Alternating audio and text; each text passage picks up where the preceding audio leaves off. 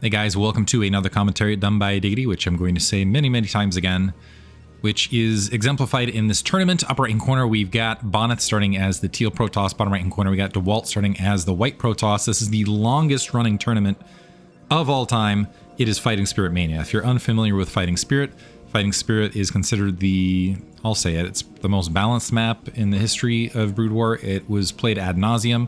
Got that natural, get used to it. You got that natural expansion. You've got this ramp up to the 6 o'clock location, 2 entry points, but somewhat defended because of this blockade point leading down. You've got the double gas in the middle, which is mostly for stunting on people, and I don't know, it's not usually taken in any sort of game unless as a joke. And then it's rotated around for spawns. And the question was asked, how can you determine the best StarCraft player?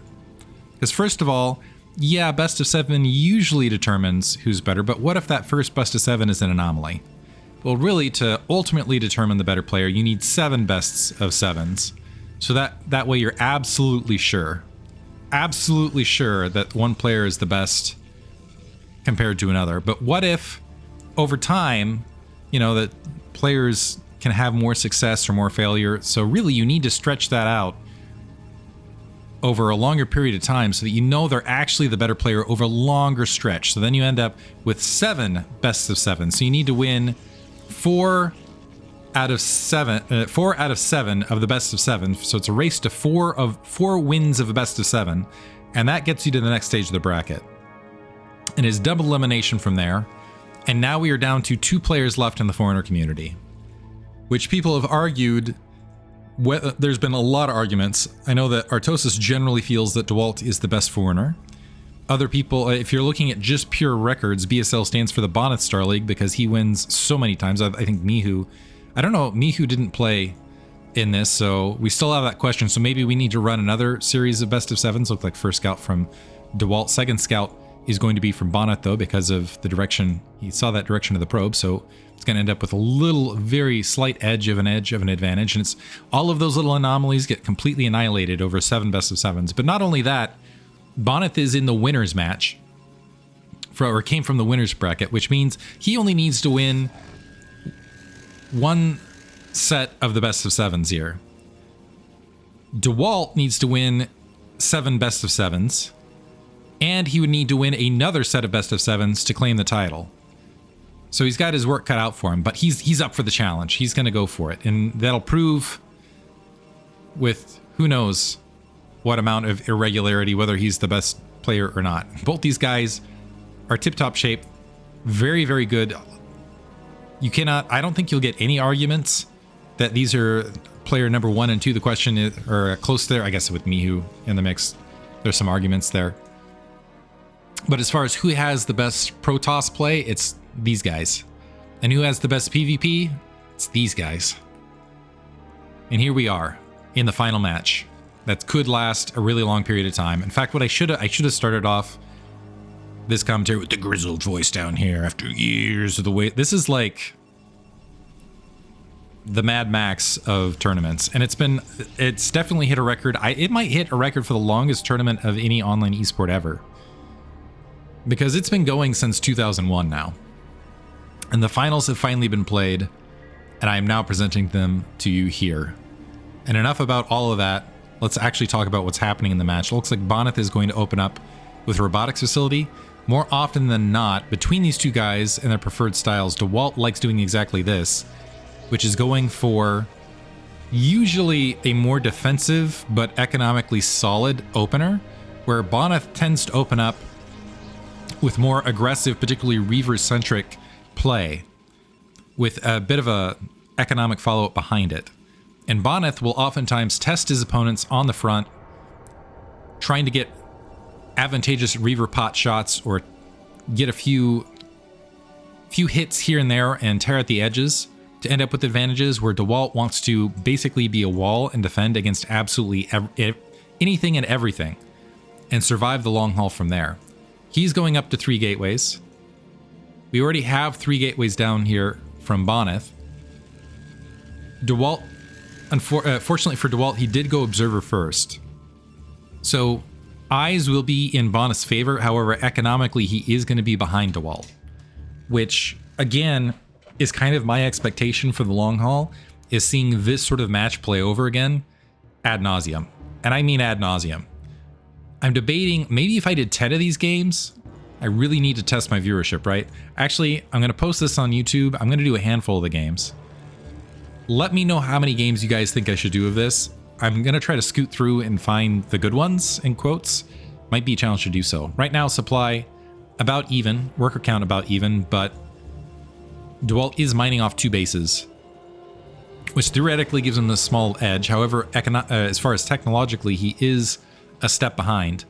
Just now getting that robotics facility up. He's also marching this army forward, and it's a bit scattered in position, using that zealot to scout, and ends up with a bit of an advantage over Bonyth, able to pick off a zealot right there. And now the focus fire are happening both directions. A nice maneuver from Bonyth to get under the tree to the north, which actually gave him a slight edge because there's a misfire under that doodad. So the 5 Dragoons backing off from Dewalt rather than proceeding aggressively. It looks like Bonyth got the ever slightest edge, where he got more base damage done on a Dragoon in comparison. But it's still a loss overall as far as the long haul of this fight, potentially. Simply because this natural expansion, well, he now sees this natural expansion. He's got that observer over the wings and knows that he's down. He's got to get aggressive.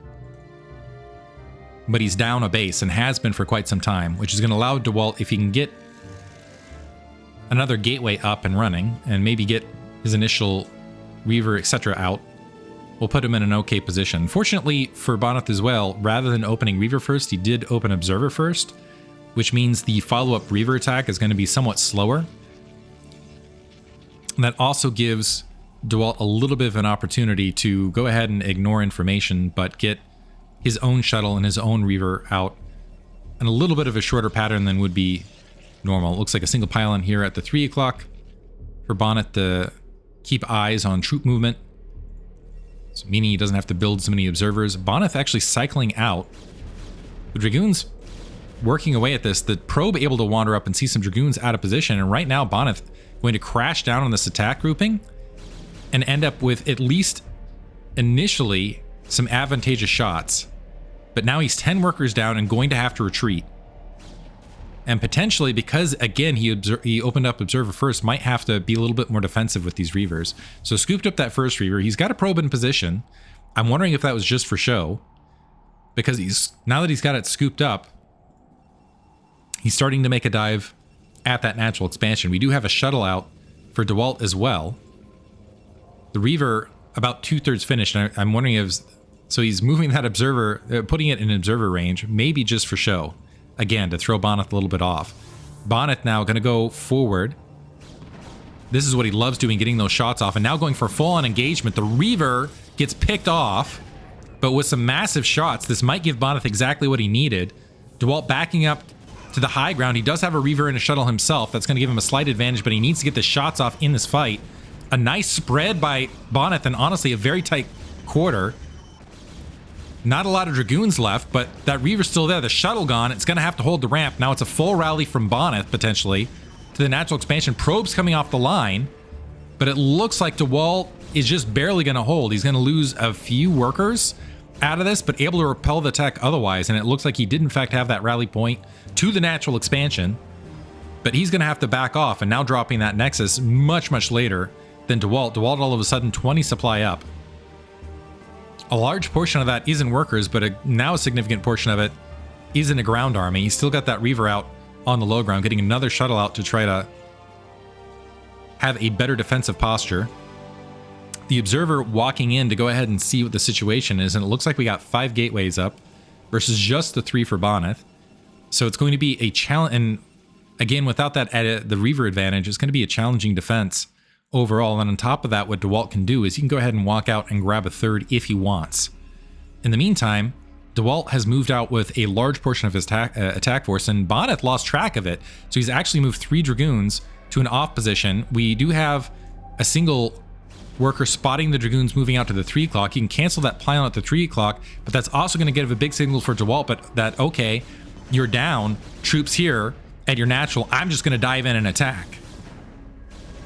and able to take out, yeah, losing that shuttle, that was game. So great play. Dewalt gonna go up early. Takes the first match in what will be many, and I mean many. Hope you guys enjoyed it. Thanks for listening.